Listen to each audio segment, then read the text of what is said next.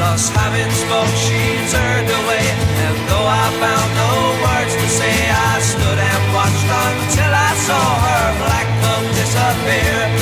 My labor is no easier, but now I know I'm not alone. I find new heart each time I think upon that windy day.